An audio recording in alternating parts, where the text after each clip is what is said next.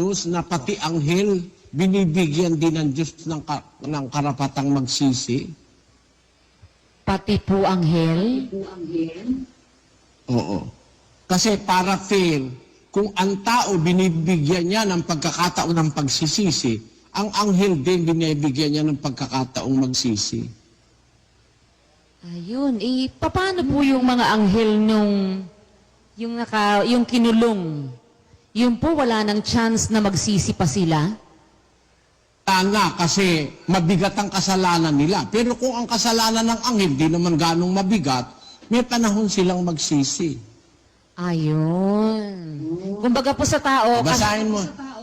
Basahin mo yung Apokalipsis 2:1 hanggang 5. Sa anghel ng iglesia sa Efeso ay isulat mo. Ang mga bagay na ito ay sinasabi ng may hawak ng 7 bituin sa kanyang kanang kamay, na yaong lumalakad sa gitna ng 7 kandelerong ginto.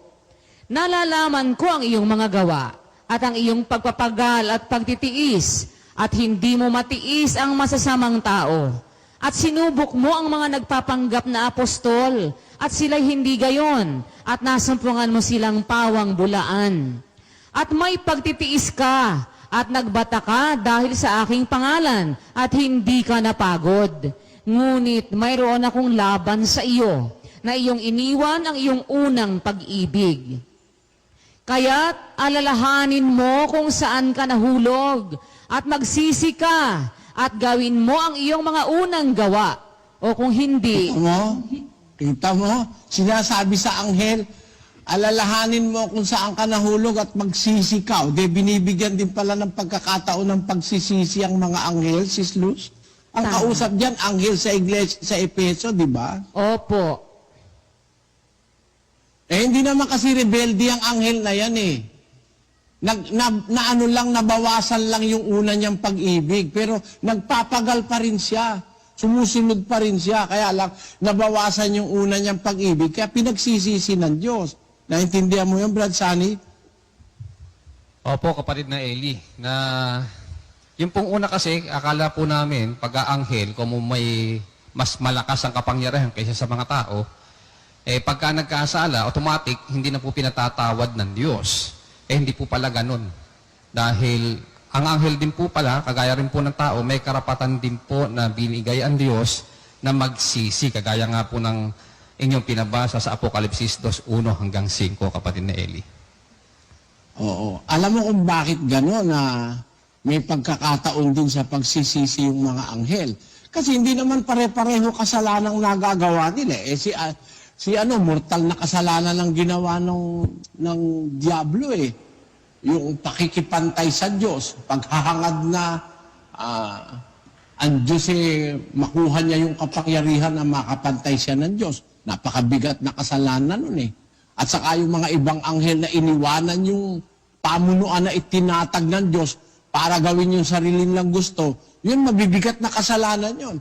Baka mamaya may anghel na hindi naman ganong mabigat ang kasalanan, kagaya nitong anghel sa Efeso na nakapagpabaya lang sa kanyang pag-ibig. Sabi ng Diyos, balikan mo yung unang mong gawa. Nabawasan ang pagmamalasakit niya eh. Magsisi ka. Kung hindi, papunta ko dyan, aalisin ko yung kandelero sa kanyang kinalalagyan, malibang magsisi ka. Ibig sabihin nun, may pagkakataon din pala sa pagsisisi mga anghel. At kung hindi nga ganun, paano naman natin hahatulan ng mga anghel kung bawat pagkakasala nila wala na silang pagtawad, wala na silang pagsisisi? Mahahatulan mo pa ba yung anghel? Hindi na. Di ba ganon? Sis Luz? Yun nga po. Kung lahat sila mapapahamak na, hindi na kailangang hatulan pa sila. Basta lahat sila impyerno na. Ganon po lalabas yun. Hindi nga po Sabi pala. ni Pablo, hahatulan natin ang mga anghel. So, bibigay ng Diyos sa atin ang paghatol sa mga anghel kasi yan ang mga espiritong naglingkod sa kapakanan ng ating kaligtasan. Tayo ang gagawin ng Diyos na judge sa mga anghel. Makikita mo, saan ba ako nagkaroon ng lapses? Sasabihin ng anghel, nung minsan nagpabaya ka, hindi mo ko binantayan eh. Something like that, ano? Na pagbaga, parang may konting bulakbol na nangyari, di ba gano'n, Sis Luz? Opo, Brodeli. Naisip ko nga po, pagdating ba nung araw na yon, makikilala mo ba kung sino yung nagbantay sa iyo?